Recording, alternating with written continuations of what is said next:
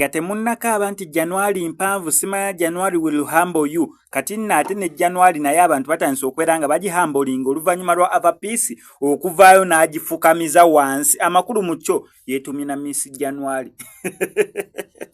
Avapeace avuddeyo n'ategeeza bulungi nnyo nti okuva n'olwaleero January yo akibamalidde ye Miss January. Jevuddeka actually it was on 31st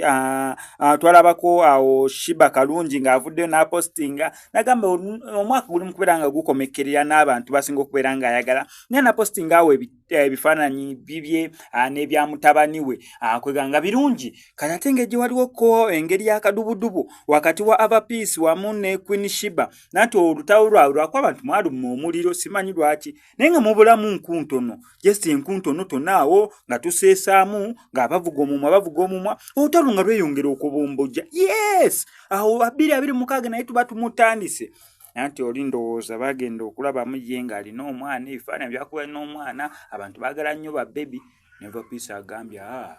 ate abaana omwana obwana just baby nange I can get baby I can get a baby yes I can get a baby oba nfunayo ki baby kuku oba nfunayo but I can get a baby ne bambya posting mbadde sosera bifaananyi gamba nzima ebifaananyi bya Avapeace bibadde birungi nnyo.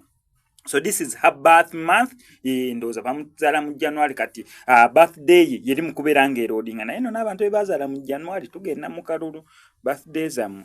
kujjako zibeerewo before akalulu naye webeerawaawo nga birthday eriwo nga yaliwo nga 14 simanya 15 January 16 January 17 18 wakati we 14 n' 25 January birthday yamu tujjukira after okulonda isaawa ennaku nga 2-3 awo ne balyoka balangiira after okulangiira osuubirayo abagamba batubbi ono tebatubaddyala format eyange egundi bwe bityo kati awo January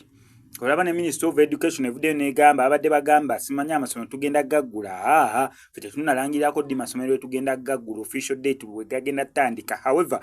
awo maaso awo tujja beera tucommunicating nga kyaka nabo balinze kubeera nga akalulu kaggwa. Avapeace tukwagaliza birungi byerere Queen Kama tukwagaliza birungi byerere fano kwa SMX Media munnange tuvuga mumwa